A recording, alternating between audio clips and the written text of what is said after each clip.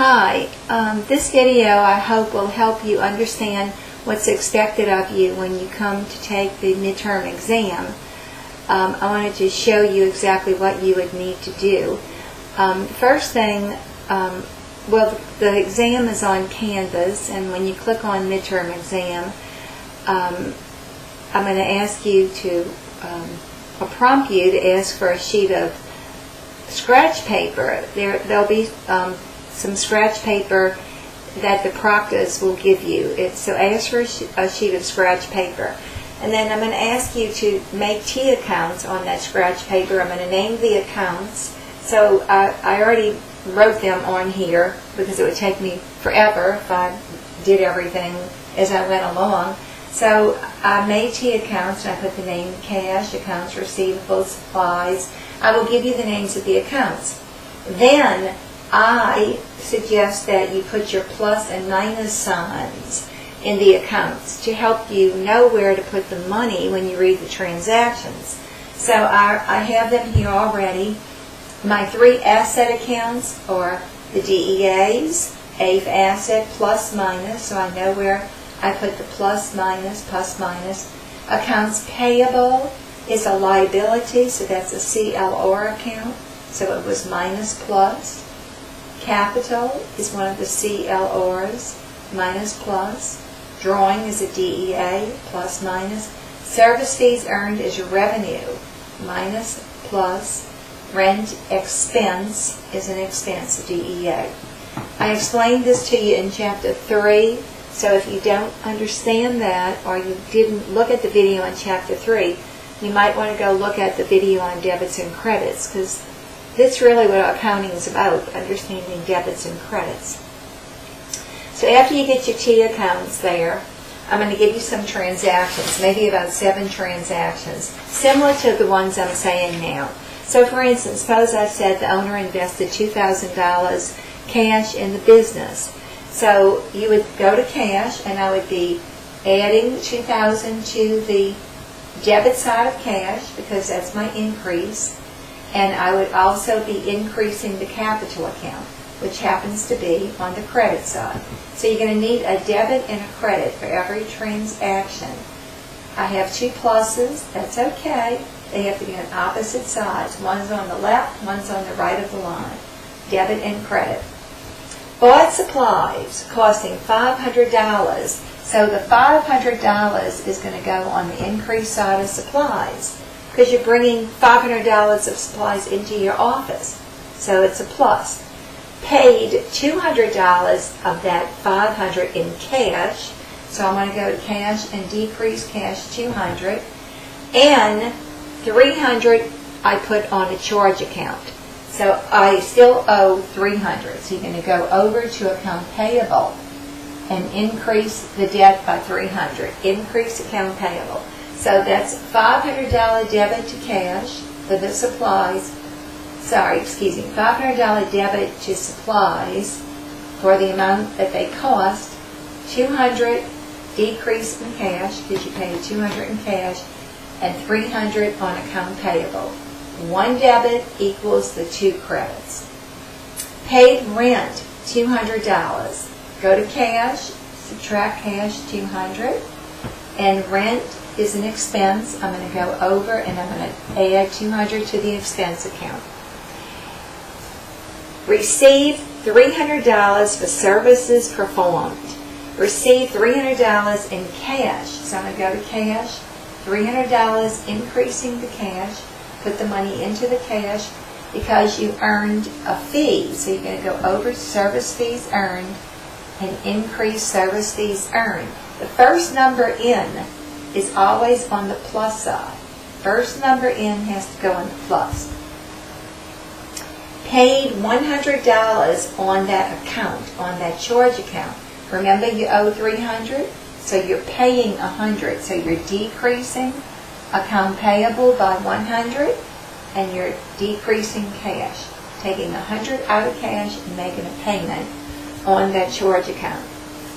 Performed another service, this time on account, for $500. So performed a service, did not receive the money yet. So you're going to go to accounts receivable, add $500 to accounts receivable because you earned another fee. Go back to fees and put it on the increase, a credit to fees, but you did not receive cash, so do not put it in cash. It goes in accounts receivable. Withdrew $200 for personal use. Take $200 out of cash and debit the drawing account. Put $200 in the drawing. You can see that they have withdrew $200 that month for personal use. Received $100 on account from that customer who owes you some money. So go to cash, you're receiving $100 because the customer that owes you $5 is making a payment. So you want to reduce or decrease accounts receivable by $100. All right, after you get your transactions in, you're going to balance each of your accounts. So I'm going to put $700 and $2,400. So now I'm going to subtract the $700 from the $2,400, subtract, and I get a balance of $1,700 on my debit side, because my debit is larger than the credit. Balance goes on the side of a larger number.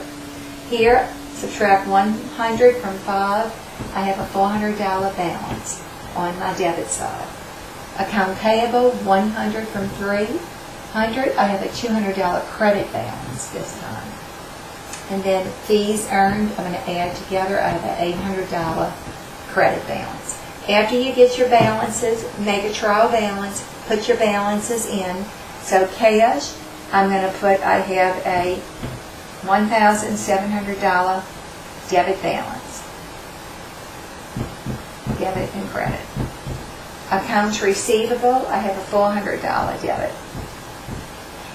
Supplies, a $500 debit. Account payable, a $200 credit.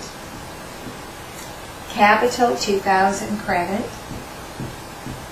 Drawing a debit of $200.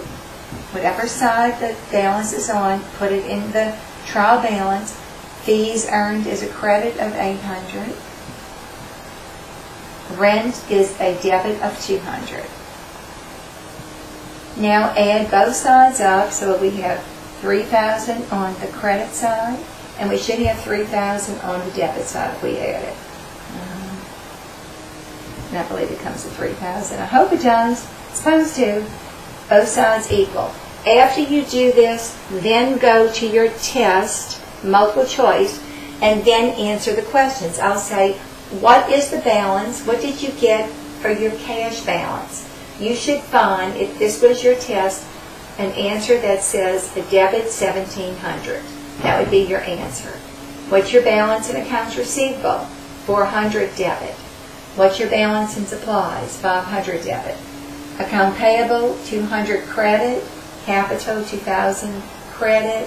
Drawing would go $200 debit. Fees, $800 credit. Rent, $200 debit. What is the balance in your trial balance? $3,000. So that takes care of Chapter 3. I'll know if you understand your debits and credits by the way you answer that and how well you do. And then the other part that I wanted to show you is something to do with posting. So I'm quickly going to erase a little bit of this and just give you an example of how you would work and the little problem on the T to get your answer. For instance, if I say cash has a balance of $2,000. So a balance would be on the plus side. That means you have money in your account. So the balance would be on the plus side. Then I might say a credit of $500 was posted to that account. What would the new balance be now? So if a credit was posted, $500 would go on the credit side, a decrease. Your new balance now would be subtract $1,500 debit. That would be your answer. If I said account receivable has a balance of $4,000, that would go on the debit side because that's your plus side. And a debit was posted of $1,000. So a debit was posted of $1,000. What's your new balance? So $1,000 debit would go under the 4. Your answer would be 5,000 debit balance. And I'll show you one that's a credit. If I said account payable has a $5,000 balance, you need to put the 5,000 on the plus side, the credit side. And a debit of 2,000 was posted to that account. So then you go over, a debit would be on the left side. The new balance now would be 2 from 5 is 3. 3,000 on the credit side. That would be your answer. So that takes care of the posting in Chapter 4. You also are going to have some definitions from Chapter 4.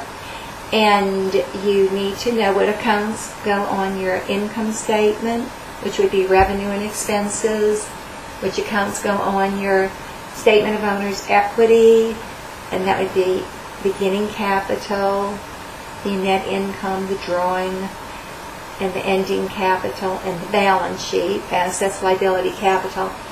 And you're going to need to know how to find your ending capital. So read your study guide well.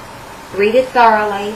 But I wanted to show you how you're going to work your problem out on scratch paper before you answer your questions. So good luck. I hope all of y'all do well, and I hope this little video helped you. So best of luck. Bye-bye.